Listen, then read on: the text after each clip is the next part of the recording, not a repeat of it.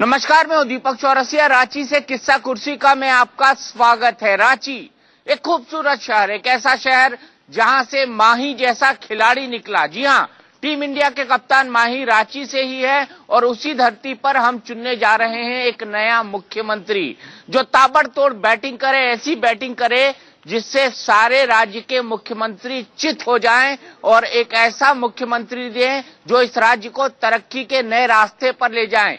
क्या मिलेगा ऐसा मुख्यमंत्री? भाइयों, मिलेगा ऐसा मुख्यमंत्री? देखिए, सब बोल रहे हैं मिलेगा ऐसा मुख्यमंत्री।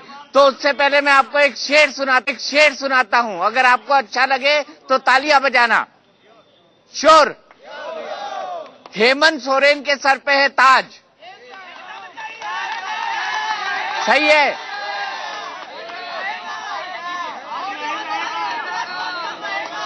लेकिन अर्जुन मुंडा को है इंतजार।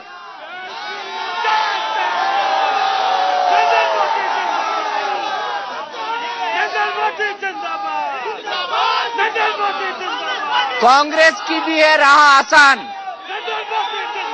कांग्रेस की भी है राह आसान, लेकिन छोटे दलों की है अपनी चाह। कौन बनेगा मुख्यमंत्री, यही है सबसे बड़ा सवाल। और मैं अपने पैनल से आपको मिलाता हूं बीजेपी के वरिष्ठ नेताओं में से एक सीपी सिंह साहब मेरे साथ हैं, जो कि विधानसभा के पूर्व स्पीकर रह चुके हैं। बाबूलाल मरांडी जी। अरे भैया, रैली में नहीं है, हम रैली में नहीं है।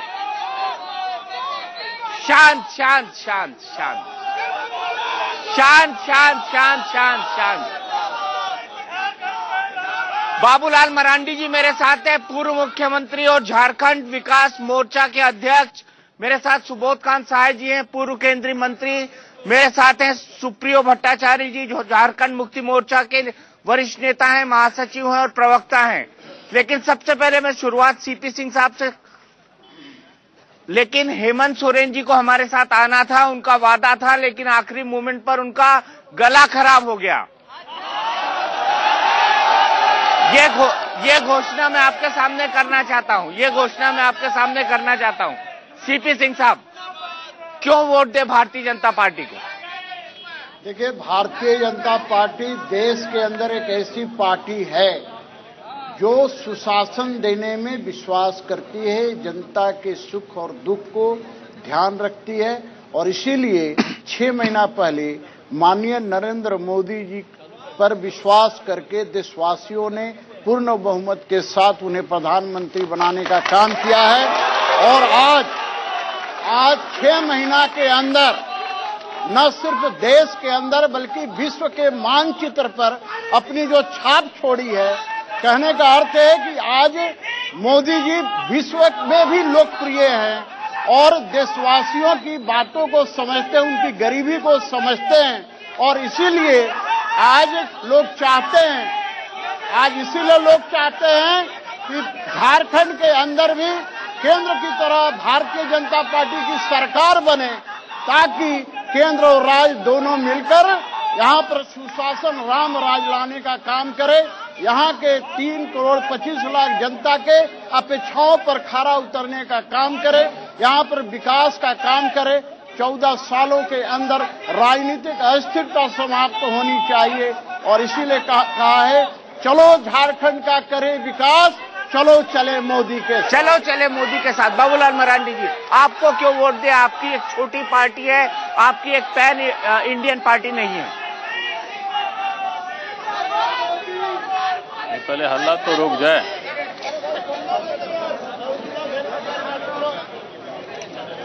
सबसे पहले तो हम एक पॉलिटिकल पार्टी है और मैं ये कहूंगा कि झारखंड को बने 14 साल हो गए। 14 साल में 9 सरकारें बनी, 5 मुख्यमंत्री बने। हमें भी 5 वर्षों तक, हमें भी 28 महीनों तक अवसर मिला था। और मैं ये कहूंगा, उसके बाद जो इस प्रदेश में सरकारें बनी, बीजेपी ने भी सरकार बनाई, कांग्रेस पार्टी ने भी सरकार बनवाई और झारखंड मुक्ति मोर्चा ने भी सरकार बनाई। लेकिन जो इस प्रदेश का जो विकास होना चाहिए था वो हुआ नहीं, बल्कि इस प्रदेश में जो भ्रष्टाचार वो शासन में व्याप्त रहा।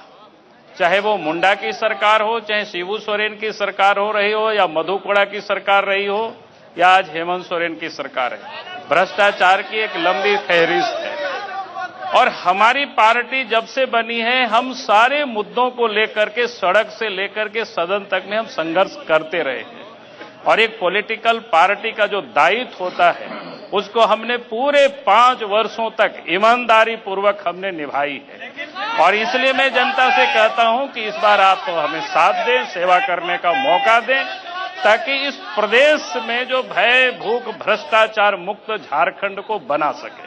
ये तो बीजेपी का नारा है, भय, भूख, भ्रष्टाचार। नहीं, बीजेपी तो नारा देती है। आप पिछले चुनाव में आपने काला धन के बारे में कहा था, प्रधानमंत्री जी हम काला धन ले आएंगे, हर देशवासियों के खाता में 15 से 20 लाख रुपया आएगा, गरीबी दूर हो जाएगी। लेकिन अब क्या हुआ, 5 महीना से अधिक हो गया प्रधानमंत्री को बने हुए, आप तो नाम नहीं बताते। पहले कांग्रेस नाम नहीं बताते थे, आप बीजेपी वाले नाम नहीं बताते हैं। यानी विदेश में जो पैसे पड़े हुए हैं इन्हीं लोगों के हैं, इनके समर्थकों के हैं, इसलिए वो लोग नहीं बताते। तो क्या बोलते हैं और करते कुछ नहीं है।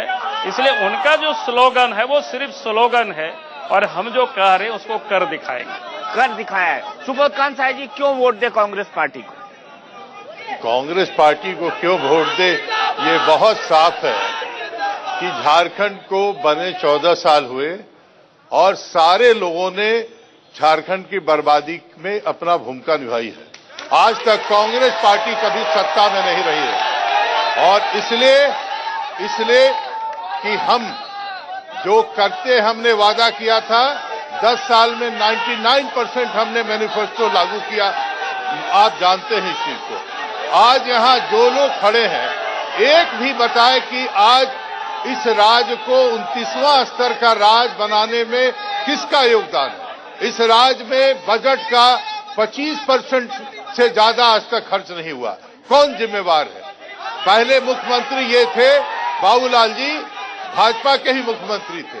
आज इतने जितने लोग रहे हैं, इसमें आज 10-12 साल भाजपा ही राज किया है या उनके चट्टे बट्टे राज किया हो। और आज इस राज्य की बर्बादी का जिम्मेवार कौन है? क्यों वोट मांग रहे हैं? कांग्रेस आज तक कभी राज नहीं की। हम जो कहते हैं वो करके दिखाएंगे। यहां 4000 करोड़ का बजट हुआ करता था, 40,000 करोड़ का बजट हमने ला दिया, लेकिन पैसा खर्च नहीं होता है। ये राज आज तेलंगाना के नीचे चला गया, 29वां स्टेट है। कौन जिम्मेवार है और इनको क्यों वोट दे लोग? ये सवाल पूछना चाहिए लोगों से। हम नहीं रहे हैं कभी, सत्ता मिलेगा तो राज को 1 नंबर का राज झारखंड बनाएंगे। इस राज को बनाने में सोनिया गांधी जब नेता विपक्ष थी तो इनके सारे एनडीए के एलाई थे विरोधी। सोनिया गांधी ने अंगद की तरफ पैर रख के राज बनवाया, इसलिए कि मेरा वादा था। एज ए होम मिनिस्टर हमने बिल लाया था पहली बार जब झारखंड को सेपरेट दिया, लेकिन हम सत्ता में आज तक नहीं रहे। इसलिए कांग्रेस को वोट लेने का अधिकार है। सबको देखा बार बार, इस बार मौका दो कांग्रेस। सबको देखा बार बार। कई सारे सवाल मैं आपके पास आऊंगा, लेकिन सुप्रियो भट्टाचार्य जी आप बताइए क्यों वोट दिया जाए जेएमएम को इस बार?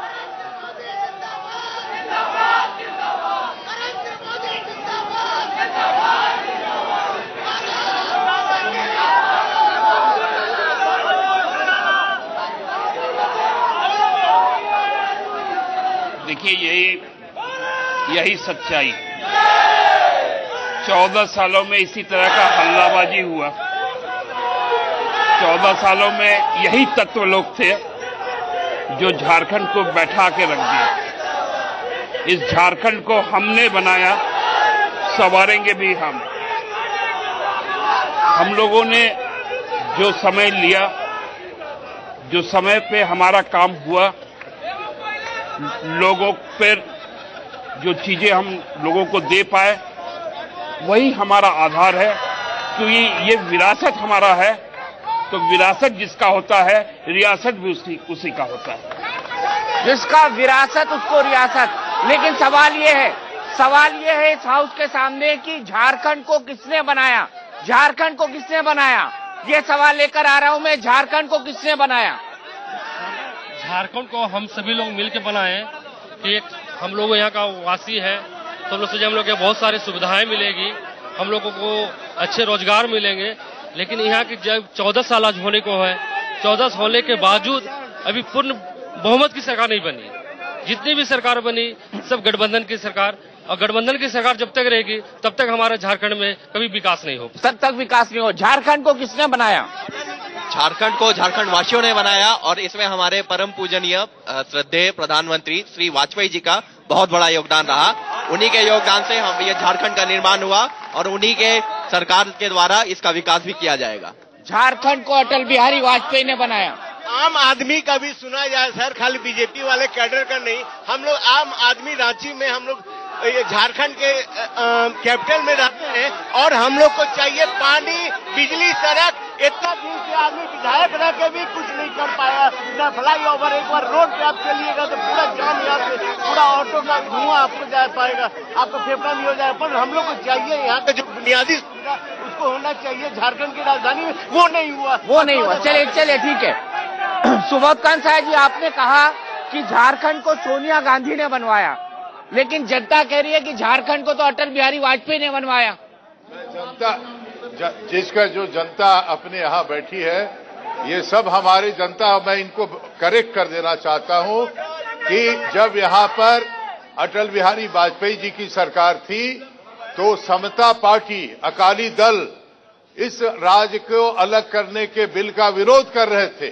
नेता अपोजिशन की तरह सोनिया जी ने कहा कि मैं सपोर्ट करती हूं। कभी एनडीए का बहुमत ये राज्यसभा में नहीं था, और जब वो तैयार हुई तब ये संविधान संशोधन हुआ। ये सच्चाई है, इसको आप जान लीजिए। सीपी सिंह जी, यहाँ पर, अरे सुनो ना यार, यहाँ पर माननीय सुबोधकांत साहब जी असत्य भाषा का प्रयोग कर रहे हैं। इनको पता होना चाहिए, और ये जानते भी हैं कि झारखंड आंदोलन को यदि किसी ने कुंद करने का प्रयास किया वो कांग्रेस पार्टी है। जयपाल सिंह से लेकर जयपाल सिंह को भी कुंद करने का काम किया। आजसू ने जो प्रारंभ किया कि ये ले जाकर के बड़े 5 स्टार होटल में ठहराते थे, लेकिन बनाने का काम नहीं करते थे। और 1992 में भी जेएमएम को 5 लोगों को खरीदने का काम किया। हमेशा ये विरोध में रहे, झारखंड बनने देना नहीं चाहते थे। वाजपेयी जी ने बनाया, और ये कोई असत्य बात नहीं है। हर लोग जानता है कि वाजपेयी जी और आडवाणी जी ने मिलकर इस झारखंड का निर्माण करने का काम किया है। झारखंड मुक्ति मोर्चा आपने हमेशा भटकाने का काम किया। जेएमएम के 5 लोगों को खरीदा था। इनको जानकारी होनी चाहिए, इतिहास की जानकारी नहीं है। जब पहली बार राजीव गांधी ने झारखंड पर कमेटी बनाई थी, कमेटी ऑन द झारखंड, और वही आधार बना, और हमने इसका बाउंड्री वॉल बनाया। जो झारखंड डेवलपमेंट काउंसिल बनाया मैंने एज ए होम मिनिस्टर, जानकारी नहीं है इनको। और आज अगर बना है तो पुराना इसका असल में आंदोलन में अगर रहा है तो झारखंड मुक्ति मोर्चा के साथ साथ इसको हमने व्यापक आंदोलन बनाया था, सर्वदलीय। और उसके बाद वाजपेयी जी जो है, भाजपा के लोग शुरू में विरोधी हुआ करते थे। जब ये सर्वदलीय आंदोलन हो गया तब उसमें आगे बढ़कर के लोग शामिल हुए हैं। ये सब लोग उसके गवाह हैं। हकीकत जो है उससे आंख मोलिएगा तो इतिहास नहीं बदल जाएगा। बाबूलाल मरांडी जी, क्या बीजेपी कभी विरोधी थी झारखंड की? क्या बीजेपी कभी विरोधी थी झारखंड की? देखिए, मैं कहूंगा कि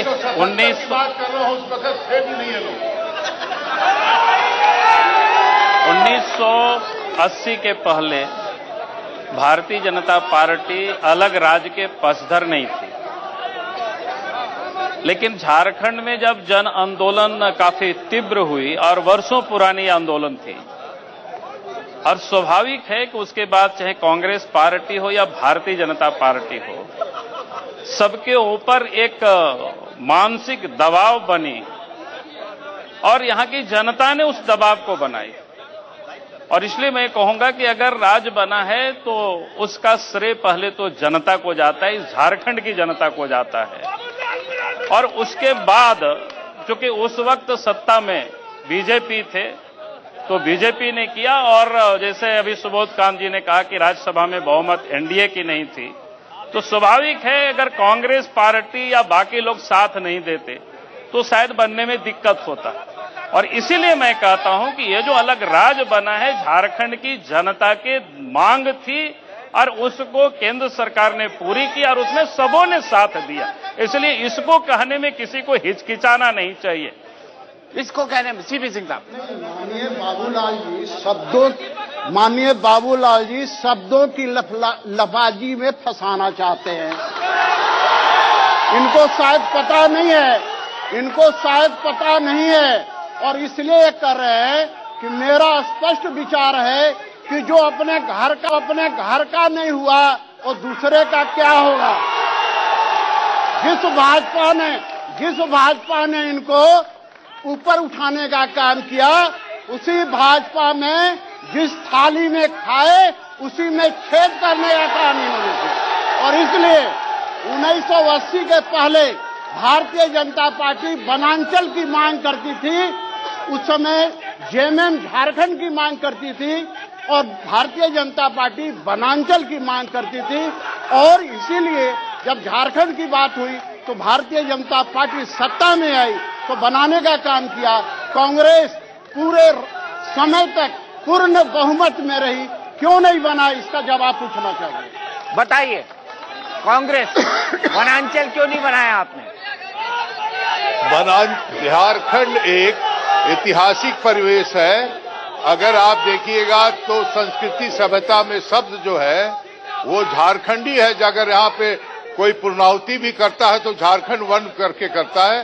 तो एक ऐतिहासिक था। इनका वनांचल और उत्तरांचल ये सब चलता था। हमने उत्तराखंड बनाया, हमने झारखंड बनाया कि जो ऐतिहासिक परिवेश था उसको रखा। और यही तो मैं कह रहा हूं कि जो इतिहास का है गवाया उसको झुठलाया नहीं जा सकता है। सवाल यहाँ झारखंड किसने बनाया ही नहीं है, झारखंड को किसने बर्बाद किया। 4 बार भाजपा का मुख्यमंत्री रहा। अब किस बात के लिए ये वोट मांग रहे हैं, किस बात के लिए? आज ये राज्य में न शिक्षा की नीति बनी, न औद्योगिक नीति बनी, न आदिवासियों की भागीदारी की नीति बनी। अभी तो आपका मुख्यमंत्री है, आपकी और जेएमएम की मिलकर सरकार है। ये मुख्यमंत्री को 6 महीना तो चुनाव के लिए चला गया और हमने कार्यक्रम के आधार पर जो सरकार यहाँ बनाई, सेक्युलर फोर्स को इकट्ठा रख करके बनाया। और यही आज भी हमारा है कि झारखंड सांप्रदायिक ताकतों के हाथ में नहीं जाने देंगे। यहाँ एक साफ सुथरी सरकार बनेगी। लेकिन फिर आपका इनका गठबंधन क्यों नहीं हो पाया? गठबंधन है, सीटों के सवाल पे नहीं हुआ है, लेकिन विचारों के सवाल पे गठबंधन है और रहेगा। गठबंधन है, आपका इनका गठबंधन क्यों नहीं हो पाया? अगर आप सांप्रदायिक ताकतों को दूर रखना चाहते हैं तो हम लोगों ने प्रयास किया, ईमानदारी से हम लोगों ने प्रयास किया। कुछ पॉलिटिकल कंपल्सन इस तरह के हो जाते हैं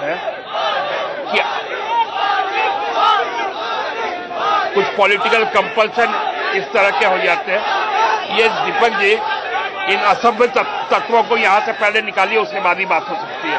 आप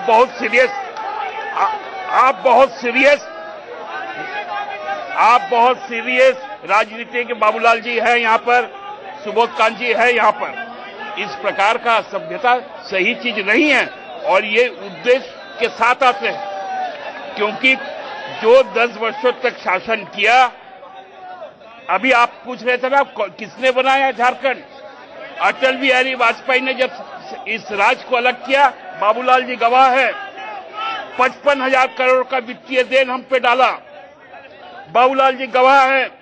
रात के साय में, संगीन के साय में पूरा शहर में कर्फ्यू सा माहौल था, उस समय इन्होंने शपथ ग्रहण किया था। बाबूलाल जी आज यदि मुंह खोल दिए कि भारतीय जनता पार्टी की नीयत क्या थी इस राज्य के क्रिएशन में, तो हमको लगता है, लेकिन उनके सज्जनता, उनकी भद्रता उनको रोका हुआ कि किन बातों के लिए उन्होंने 28 महीने के बाद रिजाइन किया, किस प्रकार का भ्रष्टाचार के लिए इन पर दबाव था, किस प्रकार का यहाँ के संसाधन के लूट के लिए भारतीय जनता पार्टी के जो केंद्र के नेतागण थे उनका लूट था, किस प्रकार का कॉर्पोरेट घरानों का इन पर दबाव था। ये भाजपा इस राज्य को केवल और केवल चारागाह बनाती है। इसलिए हमने इस बार कसम खाई है कि इसे यदि हम त्याग के सहारे बनाए हैं, यदि 1 जनवरी से लेकर 31 दिसंबर तक हमारा शहीद दिवस हम मना सकते हैं, तो इस राज्य को अब हम बनाएंगे, हम संवारेंगे। नहीं, लेकिन आपका इनका गठबंधन क्यों नहीं हो पाया? मेरा मूल सवाल ये कह रहा हूं कि कुछ पॉलिटिकल कंपल्शन, कुछ सीटें पे ये कॉम्प्रोमाइज नहीं कर सकते थे। वही ऑर्गेनाइजेशन कंपल्सन हमारा था कि उन सीटों पर हम भी कॉम्प्रोमाइज नहीं कर सकते थे, इसलिए गठबंधन नहीं हुआ। क्या चुनाव के बाद ये कंपल्सन खत्म हो जाएगा?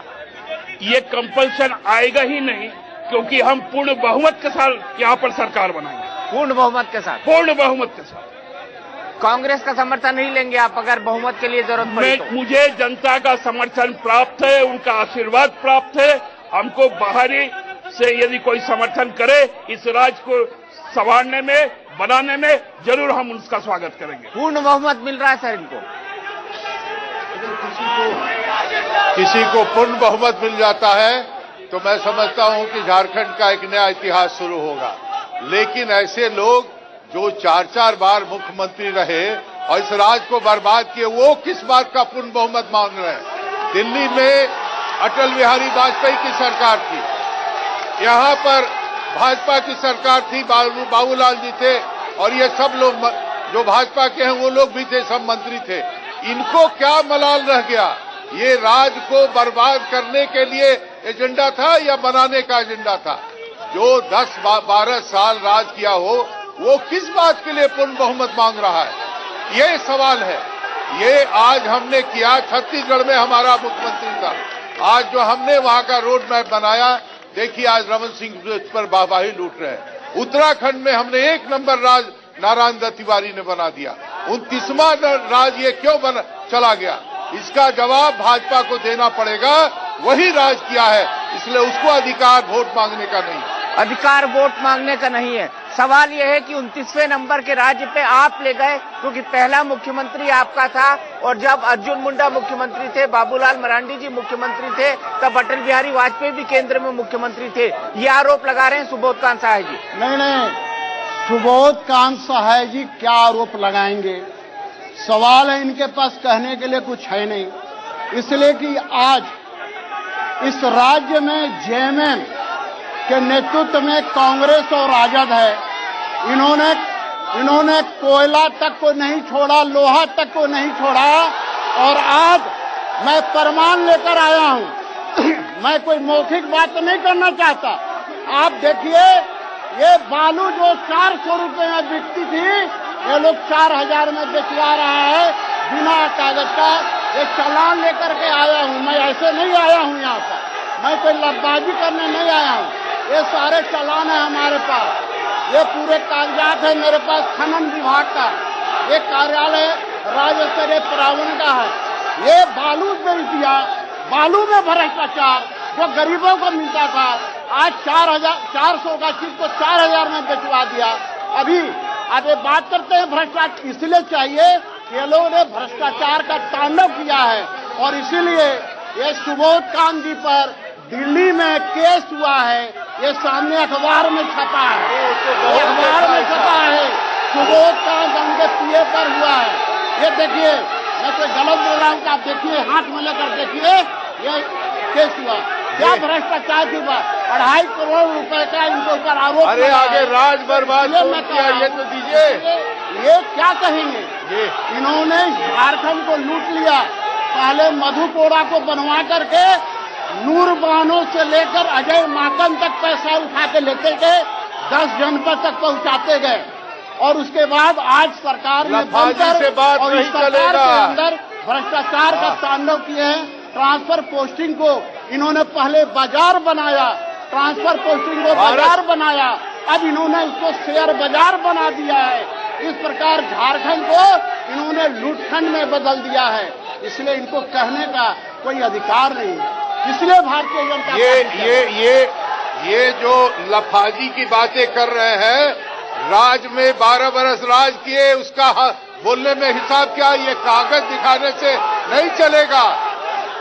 राज के बर्बादी के जिम्मेवार ये लोग हैं, और आज के दिन में झारखंड में नक्सलाइट जो है वो रोजगार दे रहा है। इनके राज में पलायन हुआ। जिन लोगों ने सोचा था कि राज बनेगा तो हमारा भविष्य सुधरेगा, यहाँ न नौजवान को रोजगार मिला, सारा यहाँ माइंस बेच दिया इन्होंने, सारा बेच दिया, लेकिन 1 रुपए का निवेश नहीं हुआ इस राज्य में। कौन जिम्मेवार है? ये लफाजी का कागज चुनावी राजनीति में ये अरे ये लफाजी नहीं है, हम भी निकाल के ले आ सकते हैं। लफाजी नहीं है, ये लफाजी नहीं है, ये जो है लफाजी नहीं है, ये लफाजी नहीं है, ये लफाजी नहीं है। ये सीपी सिंह का चार्जशीट है, इसमें लिखा हुआ देखा सीपी सिंह का ये चार्जशीट, ये लफाजी की बातें जो कर रहे हैं, आप लीजिए हाथ में लेकर, इससे चोर नहीं छुपेगा, इससे चोर नहीं छुपेगा। दिखाइए, हाँ, मैं कोई लफाजी नहीं करता हूँ, इससे नहीं, हाथ में लेकर दिखाइए। हाथ में लेकर नहीं होने जा रहा है, ऐसे नहीं करता। इससे बिना प्रायोजन का एक बालू बेचवा रहे हैं, जो राज बनाने की बात कर हर जगह पर पैसा वसूली कर रहे हैं गाड़ी लगा करके। ये कागजात मैं दे रहा हूँ प्रायोजन। ये आप राज बनाने की बात कर रहे हैं, ये कागज दिखा करके झूठा चोर जो है नहीं भाग सकता है।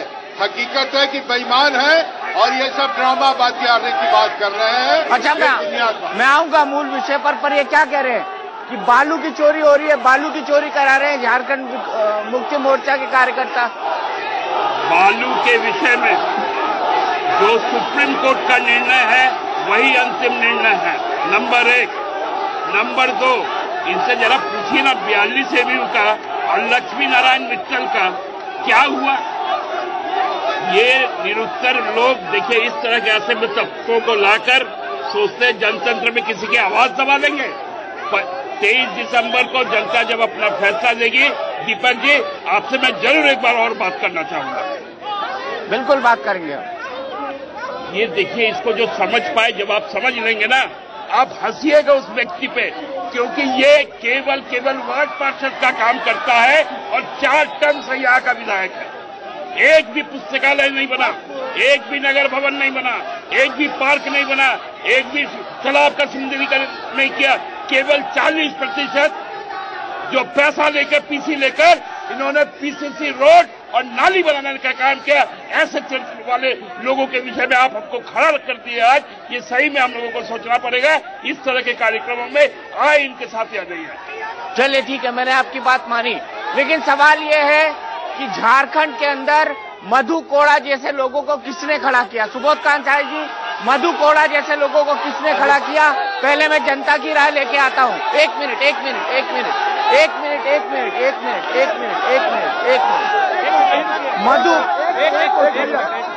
मधु कोड़ा जैसे लोगों को किसने खड़ा किया? एक मिनट भैया, एक क्वेश्चन। हम मधु कोड़ा जैसे लोगों को किसने खड़ा किया? भाजपा ने सरकार नहीं बनाई थी। मेरा क्वेश्चन माननीय विधायक सीपी सिंह जी से, कागज मत दिखाइए, 20 साल का नाम दीजिए। ठीक है।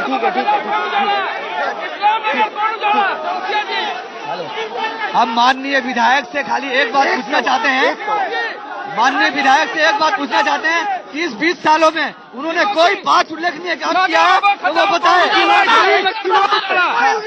खाली बनाने के लिए किए हैं और कोई काम नहीं किए। इनको तो इस्लाम नगर कौन उजाड़ा, नगर अस्पताल कौन उजाड़ा?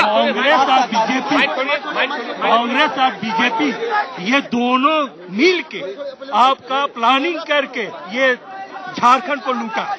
आप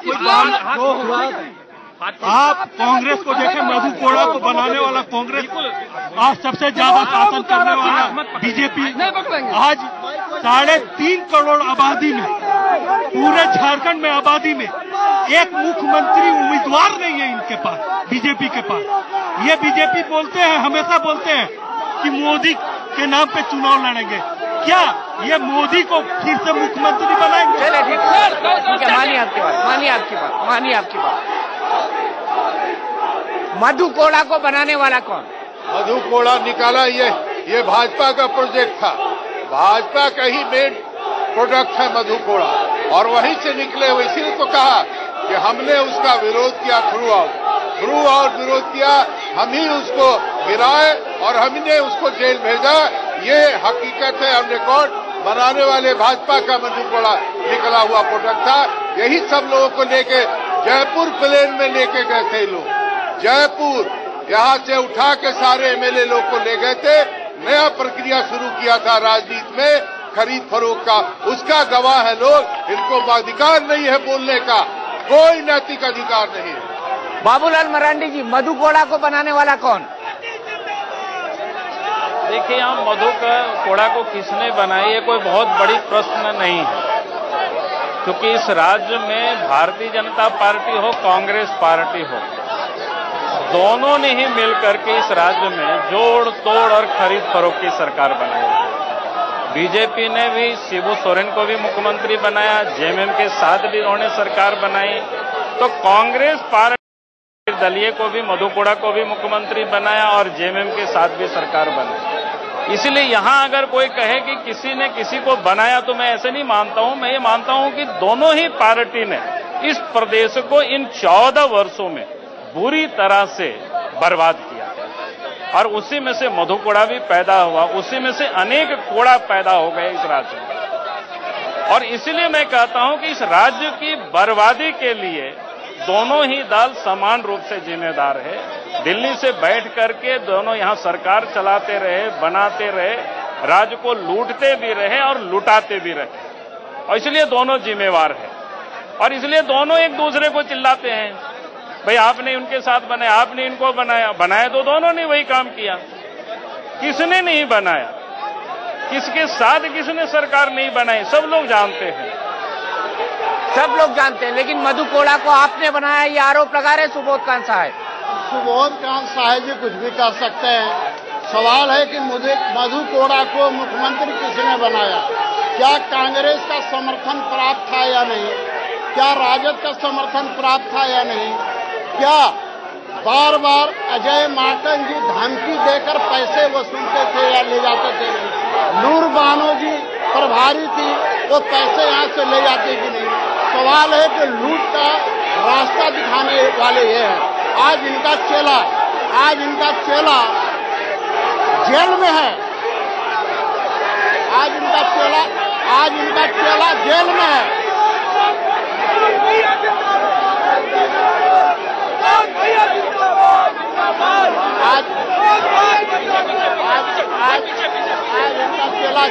आज इनका चेला जेल में है। योगेंद्र साहू जी उग्रवादियों से साठगांठ के कारण ये पूछना चाहिए इनसे, योगेंद्र साहू कांग्रेसी मंत्री जेल में क्यों है? क्यों उग्रवादी राजकुमार साहू को सरकारी हेलीकॉप्टर में घुमाता था? पूछना चाहिए इनसे। अब आज जेल में बंद है। रकीबुल हसन। लेकिन सुबोध कांत साहब, एक मिनट प्लीज,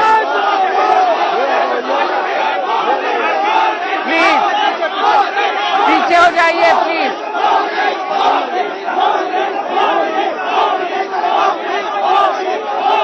पीछे हो जाइए।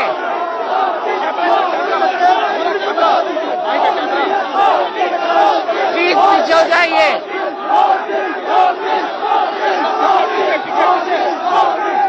भैया पीछे हो जाइए प्लीज।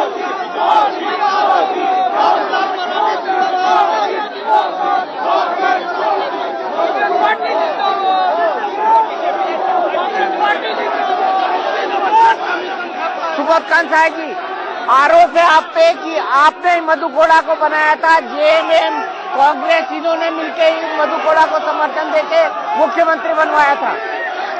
भाजपा पूरी तरह से राजनीतिक बेईमानों की पार्टी है। कथनी और करनी में इनका जमीन आसमान का फर्क है। मैं पूछ रहा हूं कि यही लोग तो लेके गए थे वहां, कौन लोग थे? अरे यार, मैं तो इसलिए सोचा था कि आप आए हो। अब हम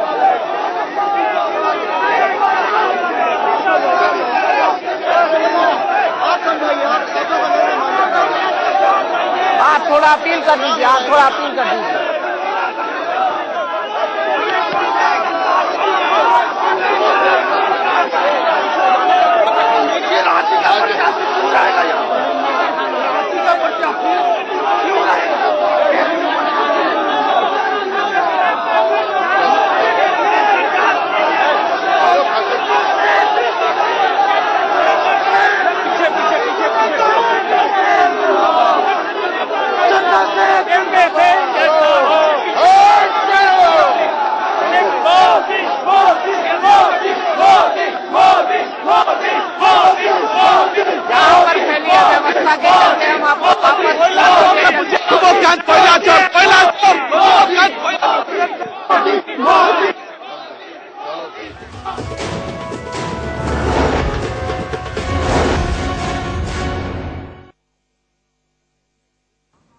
रांची से लाइव देख रहे थे आप किस्सा कुर्सी का दीपक चौरसिया के साथ, जिस शो में हंगामा हुआ है। आप देख रहे थे अच्छी खासी डिबेट चल रही थी, लेकिन अक्सर ऐसा होता है कि नेताओं के साथ जो उनके समर्थक आते हैं वो एक स्वस्थ बहस होने देना नहीं चाहते। आप देख सकते हैं कि अच्छी खासी बहस में किस तरीके से रोड़ा अटकाने की कोशिश की है। दीपक चौरसिया ने कई बार जनता से कहा कि आपका शो है, हमें सवाल पूछने दीजिए। जनता के सवाल जनता के प्रतिनिधियों से पूछे जाने चाहिए, जिसके जवाब के आधार पर जनता ये तय कर सके कि इस बार उसे किस पर यकीन करना है, सत्ता की चाबी किसे सौंपनी है। लेकिन समर्थक लगातार नारेबाजी करते रहे और नारेबाजी करते करते उन्होंने शो को हाईजैक करने की कोशिश की।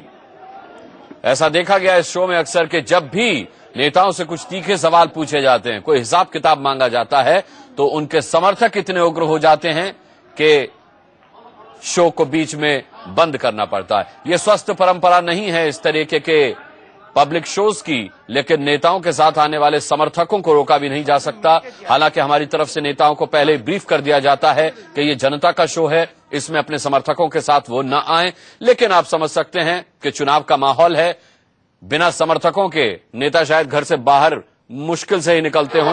तो आप नतीजा देख रहे हैं कि जनता ने अपना नुकसान हमेशा की तरह खुद किया है। जनता का शो जनता ही नहीं होने देना चाहती, और जनता में इसलिए कह रहा हूं क्योंकि नेता के जो समर्थक होते हैं वो भी कहीं ना कहीं जनता का ही हिस्सा होते हैं। लेकिन अपने नेता की जय जयकार के मद में कई बार वो ये भूल जाते हैं कि उन्हीं से जुड़े सवाल उनके प्रतिनिधि से पूछे जा रहे हैं, जिसका जवाब उनके लिए जानना बेहद जरूरी है। वो बस हंगामा मचाते रहते हैं और नतीजा ये होता है जो इस वक्त आपके सामने है। रांची में किस्सा कुर्सी का शो में हंगामा हुआ।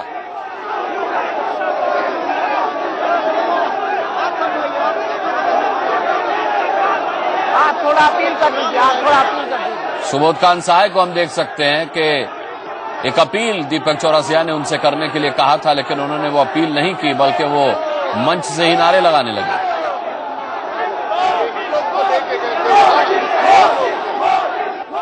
एक घंटे का ये शो होना था, लेकिन बमुश्किल 35 मिनट ये शो चल सका। जनता को पूरा मौका इस मंच पर दिया जाता है कि वो अपने सवाल अपने प्रतिनिधियों से पूछ सकें, लेकिन कई बार नेताओं के साथ आने वाले समर्थक इस कदर हंगामा कर देते हैं कि शो को नेता हाईजैक करने की कोशिश करते हैं उनके माध्यम से। दीपक चौरसिया इस वक्त मेरे साथ जुड़ रहे हैं। दीपक, एक बार फिर हमने देखा कि ये शो पूरा नहीं हो पाया और नेताओं के साथ आए समर्थकों ने हंगामा किया। बिल्कुल अनुराग, ऐसा ही हुआ। दरअसल बहस एक अच्छी दिशा में जा रही थी और जब हमने मधु कोड़ा और उनके भ्रष्टाचार की बात करने की कोशिश की तो नेता थोड़े से असहज हुए, वो बात नहीं करना चाहते थे उस मुद्दे पर। सभी एक ही थैली के चट्टे बट्टे थे, सभी को लगा कि ये मुद्दा जो है उनको असहज कर सकता है, उनको परेशान कर सकता है, और इसी के चलते हल्ला हो हंगामा ज्यादा शुरू हुआ। कुछ लोग विधायक का विरोध करने लगे, कुछ लोग कांग्रेस के नेता का विरोध करने लगे, कुछ लोग झारखंड मुक्ति मोर्चा के जो प्रतिनिधि आए थे उनका विरोध करने लगे, और फ्री फॉर ऑल हो गया वहां पर। और तीनों पार्टी के प्रत्याशी आपस में गुत्थम गुत्था हो गए और उसके चलते ऐसा लगने लगा कि हम शो नहीं कर पाएंगे।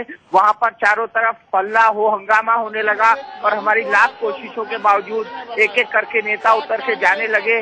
जाहिर सी बात है कि वहां पर सुनने की इच्छा नहीं थी, सहनशीलता की कमी थी। वो नेताओं की तरफ से भी देखा गया और वहां की जनरल पब्लिक की तरफ से देखा गया। जनरल पब्लिक भी थी और ज्यादातर नेताओं के समर्थक थे जिनकी तरफ से ऐसा हमको देखने और सुनने को मिला। अनुराग, दीपक, हमने लगातार देखा कि आपके शो के दौरान नारेबाजी भी होती रही जनता की तरफ से, और ऐसे शो में अक्सर देखने में आता है जिस शो को नेताओं के साथ आने वाले समर्थक हाईजैक करने की कोशिश करते हैं कि जनता से जुड़े सवाल हो ही नहीं पाते नेताओं से। जी हाँ, बिल्कुल ऐसा होता है, लेकिन इस हद तक नहीं होता अनुराग। दरअसल हाईजैक करने की कोशिश होती है, नारेबाजी की कोशिश होती है, नारे लगाने की कोशिश होती है, जिंदाबाद मुर्दाबाद भी होता है। लेकिन जब एक बार एंकर अपील करता है या नेता अपील करते हैं तो ज्यादातर मामलों में वो लोग चुप हो जाते हैं, ज्यादातर मामलों में ऐसे नारे लगने बंद हो जाते हैं। लेकिन यहाँ पर मामला दूसरा था। यहाँ पर समर्थक न केवल हाईजैक करने की कोशिश कर रहे थे बल्कि कार्यक्रम को जो है रोकने की कोशिश कर रहे थे, कार्यक्रम को बीच में इंटरप्ट करने की कोशिश कर रहे थे। यही हमको देखने को मिला और तस्वीरों में आप देख रहे होंगे कि किस तरीके से वो लोग मंच के सामने आ गए, मंच के सामने जो है नेताओं के सामने हुड़दंग करने लगे, मुझको बोलने से रोकने लगे और साथ ही साथ वो ये इस तरह की कोशिश करने लगे कि कार्यक्रम आगे न चल पाए।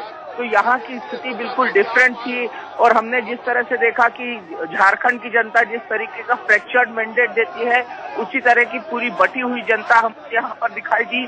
तीनों पार्टी के समर्थक लोग थे और तीनों पार्टी के समर्थक लोग आपस में भिड़ने को तैयार थे। ये एक अजीब सी स्थिति हमको यहाँ पर देखने को मिली। अनुराग, अजीब सी स्थिति हम देख सकते हैं दीपक, आपके शो में जिस वक्त हंगामा शुरू हुआ उस वक्त किस तरीके से नेता मंच पर थे और उनके समर्थक लगातार नारेबाजी कर रहे थे। दीपक, हमने ये भी देखा कि जनता को, अपने समर्थकों को चुप कराने के बजाय नेता खुद भी नारे लगाने लगे। दरअसल कोई उस बहस में रुचि लेकर आगे नहीं बढ़ना चाहता था क्योंकि मामला भ्रष्टाचार पे आ गया था। मामला इस बात पर आ गया था कि आखिरकार मधु कोड़ा और अनु सिक्का जैसे नेताओं को किसने आगे बढ़ाया, जो मल्टी करोड़ के घोटाले में शामिल थे, जिनके पास अरबों खरबों की संपत्ति मिली थी। और इन सवालों को लेकर, इन प्रश्नों को लेकर ज्यादातर नेता असहज थे क्योंकि अगर झारखंड की बात की जाए तो झारखंड के पॉलिटिकल सिस्टम में जिस तरह का करप्शन है, जिस तरह का करप्शन हमको देखने को मिला है, वो अपने ढंग से बिल्कुल अजीब है और अजीबोगरीब तरीके का है। और तमाम राजनीतिक पार्टी इस करप्शन के अंदर या तो पूरी तरह शामिल है या फिर गर्दन तक इसमें पूरी तरह से नपी हुई है। तो ये देखना बेहद महत्वपूर्ण है कि जब पॉलिटिकल पार्टियों से इस तरह के सवाल पूछे जाते हैं तो वो पूरी तरह असहज हो जाती है और जब असहज होती है तो वो उल जलूल किस्म के आरोप लगाना शुरू कर देती है। मसलन जब सुबोधकांत साय से मैंने पूछा कि मधु कोड़ा को किसने बनाया तो उन्होंने बीजेपी पर आरोप लगाना शुरू कर दिए कि बीजेपी ने मधु कोड़ा को बनाया था, जबकि हकीकत है कि मधु कोड़ा को अगर किसी ने बनाया था तो वो कांग्रेस ने बनाया था और कांग्रेस के समर्थन से ही मधु कोड़ा, जो कि इकलौते निर्दलीय व्यक्ति थे, उनकी सरकार झारखंड के अंदर चली थी। तो इस तरह की बातें जब शुरू हो गई थी, उसी के बाद जो है लोगों के अंदर उत्तेजना पैदा हुई और लोग चिल्लाने लगे और नारेबाजी करने लगे।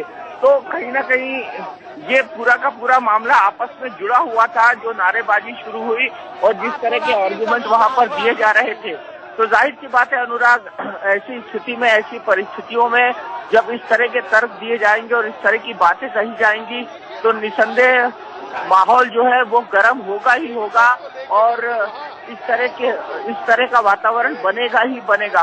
तो जाहिर सी बात है दोनों तरफ से सहनशीलता की कमी थी और हमको इस तरह का नजारा वहां पर देखने को मिला।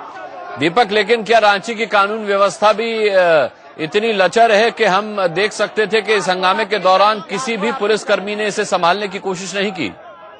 दिलचस्प बात यह है कि बाबूलाल मरांडी जो है उनको खुद को जेड कैटेगरी की सुरक्षा है, नक्सलियों की हिट लिस्ट में है, सीपी सिंह के पास सुरक्षा है, सुबोधकांत साय के पास सुरक्षा है, ये तीनों लोगों के पास सुरक्षा है। और इसीलिए जैसे ही हंगामा होने लगा इन तीनों के सुरक्षाकर्मी इनको निकाल के ले गए, लेकिन जो वहां पर पुलिस तैनात थी वो भीड़ के आगे पूरी तरह से बेबस थी और उन्होंने किसी भी तरह की कोई इंटरवेंशन की कोई कोशिश नहीं की क्योंकि पुलिस जितने नंबर में थी उससे कहीं ज्यादा नंबर में हमारे जो दर्शक थे वो वहां पर मौजूद थे और हल्ला हो हंगामा करने वाले लोगों की जो तादाद थी वो इतनी अधिक थी कि उन पर पुलिस मेरे ख्याल से किसी भी तरह का बस नहीं कर सकती। शो में हंगामा हुआ है, रांची में इंडिया न्यूज का शो चल रहा था किस्सा कुर्सी का, और उसी दौरान आप देख सकते हैं कि मधु कोड़ा से संबंधित पूछे गए सवाल पर जो सवाल सुबोधकांत साय से पूछा गया था, जैसा कि दीपक बता रहे कि सुबोधकांत साय से पूछा गया था कि मधु कोड़ा जो कि निर्दलीय थे, राज्य के चौथे मुख्यमंत्री बने, आखिर वो भ्रष्टाचार में लिप्त हुए, उन्हें किसने बढ़ाया, उन्हें किसने प्रमोट किया। सुबोधकांत साय ने इस सवाल के जवाब में बीजेपी को दोषी बताया, जबकि बीजेपी का कहना था कि कांग्रेस इसके लिए जिम्मेदार है। और जाहिर सी बात है कि ऐसे सवाल जिसका जवाब देना कठिन हो जाए राजनीतिक पार्टियों के लिए, उनके समर्थक नारेबाजी करने लगे, अपने अपने प्रतिनिधि, अपने अपने नुमाइंदे के समर्थन में, और नारेबाजी करते करते वो पोडियम तक आ गए। नतीजा आपके सामने है, शो को रोक देना पड़ा। दीपक ने काफी बार कोशिश की कि जनता नियंत्रित हो जाए, अपनी अपनी जगह पर बैठ जाए, लेकिन ऐसा नहीं हुआ। कोशिश की गई कि शो पूरी तरह से चले, लेकिन जनता को मौका नहीं मिला अपने सवाल प्रतिनिधियों से पूछने का। सुप्रियो भट्टाचार्य हमारे साथ हैं, जो कि गेस्ट पैनल में भी थे दीपक चौरसिया के शो में। सुप्रियो भट्टाचार्य, क्या हुआ आपके नजरिए से? क्या ये एक स्वस्थ परंपरा है? जब ऐसा मंच जनता को और नेताओं को प्रदान किया बाद हो, संवाद क्यों नहीं हो पाता है? ये संवाद नहीं हो पाना सीधा सीधे इसलिए है कि जो असामाजिक तत्व थे यहाँ पर उपस्थित वो झारखंडी मानसिकता के नहीं थे, number 1। Number 2, Bharatiya Janata party के पास में आज ना उसका कोई चेहरा है, ना उसका जो काम किया हुआ शासन में कोई एक उपलब्धि है जिसको वो बोल पाए। तो उसका बहुत आसान तरीका है कि अपने हताशा को, अपने विफलता को छुपाने के लिए एक भीड़ भेजो, उस भीड़ को मर्यादित ढंग से भेजो और केवल हल्ला करो, ताकि लोगों को अपनी बातें रख नहीं पाते हैं लोग। लेकिन इसका जवाब लोकतंत्र में हमको मिलना है। 25 दिसंबर से इसका जवाब मिलना शुरू हो जाएगा, 5 दिसंबर से शुरू हो जाएगा, जो 20 दिसंबर तक चलेगा, और 23 को उसका जो ये प्रतिफल है वो आपको चुनाव का जो नतीजा होगा उस पर मिलेगा। सुप्रियो जी, आपने कहा कि ये जिन लोगों ने हंगामा किया है वो झारखंड की विचारधारा के लोग नहीं हैं, तो ये कौन थे फिर लोग? ये पूरा का पूरा जो भाजपा का जो प्रशिक्षित असामाजिक तत्व का एक झुंड है, जो अपने प्रधानमंत्री के साथ चलता है, अपने पार्टी के नेताओं के साथ चलता है, उनका जमावड़ा था। तो आपका कहना है ये भारतीय जनता पार्टी के लोग थे? निश्चित तौर पर, और इस बात का गवाही मैं नहीं दूंगा, इस बात की गवाही दीपक चौरसिया जी देंगे। दीपक, साफ तौर पर सुप्रियो भट्टाचार्य जी का कहना है कि जो लोग हंगामा कर रहे थे वो दरअसल भारतीय जनता पार्टी के समर्थक थे। नाम नहीं दूंगा और ये मेरा काम भी नहीं है कि मैं राजनीतिक बयानबाजी करूं। अनुराग, सुप्रियो भट्टाचार्य जी के पास वो ओहदा है, वो राजनीतिक पोजीशन है कि वो इस तरह की बयानबाजी कर सकते हैं। लेकिन मैं यही कह सकता हूं कि मुझे ये लगता है कि राजनीतिक लोग थे, ये किस राजनीतिक पार्टी के थे, इस पर मैं किसी भी तरह की अटकलबाजी पसंद नहीं करूंगा। और मुझे ये लगता है कि सिर्फ एक राजनीतिक पार्टी के समर्थक नहीं थे, बल्कि वहां पर सभी राजनीतिक पार्टी के समर्थक मौजूद थे। सीपी सिंह भी हमारे साथ मौजूद हैं। सीपी सिंह साहब भी इस कार्यक्रम का हिस्सा थे, पोडियम पर मौजूद थे। सीपी सिंह साहब, ये हंगामा क्यों हुआ?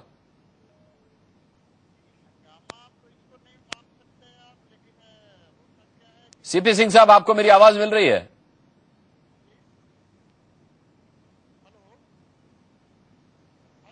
सीपी सिंह, जो कि इस कार्यक्रम में मेहमान के तौर पर थे, पोडियम पर खड़े हुए थे, विधायक हैं। सीपी सिंह साहब तक हमारी आवाज नहीं पहुंच पा रही है, लेकिन पहुंच रही है। सीपी सिंह साहब, ये हंगामा क्यों हुआ? नहीं, हंगामा क्यों हुआ मैं नहीं बता सकता, लेकिन ये दीपक चौरसिया जी प्रश्न पूछ रहे थे, मैं बोल भी रहा था। लेकिन जानते हैं कि कई दल के लोग वहां उपस्थित रहते हैं, आम जनता भी रहती है, जिनको किसी राजनीतिक पार्टी से मतलब नहीं होता है, फिर भी कहीं न कहीं उनके मन के अंदर कोई पॉलिटिकल भाव तो रहता ही है। समर्थक ज्यादा हो सकते हैं, कम हो सकते हैं।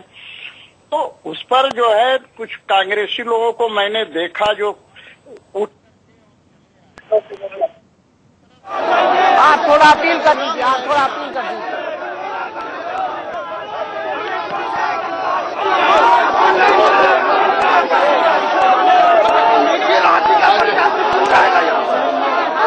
यही लोग तो लेके गए थे वहाँ, कौन लोग थे? अरे यार, मैं तो इसीलिए सोचा था कि आप आए हो। अब हम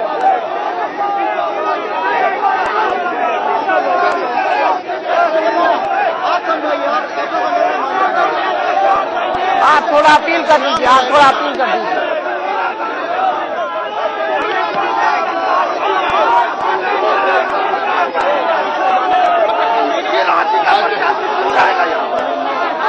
यही लोग तो लेके गए थे वहाँ, कौन लोग थे? अरे यार, मैं तो इसीलिए सोचा था कि आप आए हो। अब हम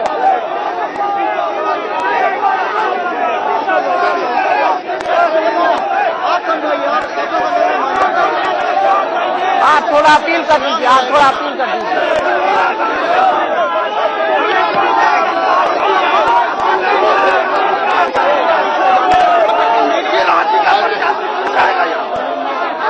यही लोग तो लेके गए थे वहाँ, कौन लोग थे? अरे यार, मैं तो इसलिए सोचा था कि आप आए हो। अब हम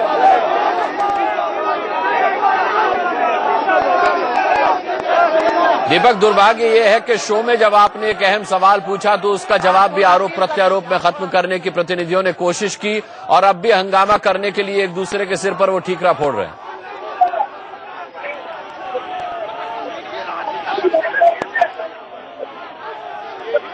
दीपक, आपको मेरी आवाज मिल रही है? जी अनुराग।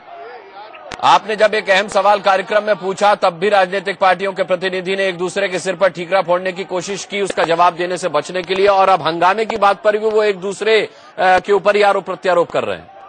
जी हाँ, राजनीति में ऐसा ही होता है अनुराग, कोई अपनी गलती मानना नहीं चाहता है, कोई अपनी गलती स्वीकारना नहीं चाहता है। इसी से झारखंड मुक्ति मोर्चा के नेता सुप्रियो भट्टाचार्य ने यही बात कही कि भारतीय जनता पार्टी मुख्य और सीपी सिंह साहब ने यही कहा कि पॉलिटिकल विचार के लोग थे।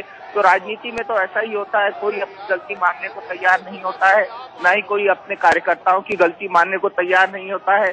लेकिन जो भी हुआ वो बेहद शर्मनाक था, लोकतंत्र की स्पिरिट में नहीं था, लोकतंत्र की भावनाओं के विपरीत नहीं था कि लोकतंत्र में सबसे महत्वपूर्ण होता है डायलॉग हो, संवाद हो, बातचीत हो, और लोग खुलकर सुने उन बातचीत को, लोग खुलकर सुने उस संवाद को और उसके हिसाब से फैसला हो।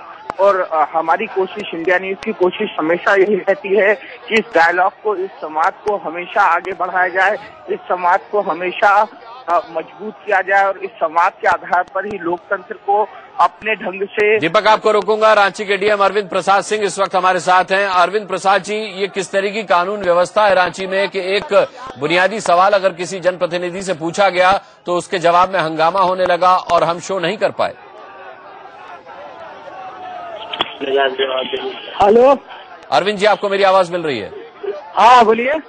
मैंने कहा ये किस तरीके की कानून व्यवस्था है रांची में कि एक सवाल पूछे जाने पर राजनीतिक पार्टी के जो समर्थक हैं वो इस कदर भड़क गए कि उन्होंने शो नहीं होने दिया? अच्छा, कल आइए आप, हम बताते हैं आपको। अरविंद जी,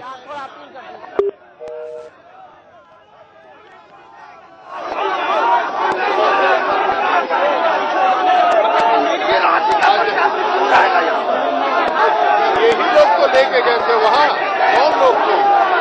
अरे यार, तो इंडिया न्यूज के शो किस्सा कुर्सी का में हंगामा हुआ है। 1 घंटे का यह शो बमुश्किल 35 मिनट चल सका और जब मधु कोड़ा को लेकर के सुबोध कांत सहाय से सवाल पूछा गया तो इस कदर हंगामा शुरू हुआ कि ये शो बीच में ही रोक देना पड़ा।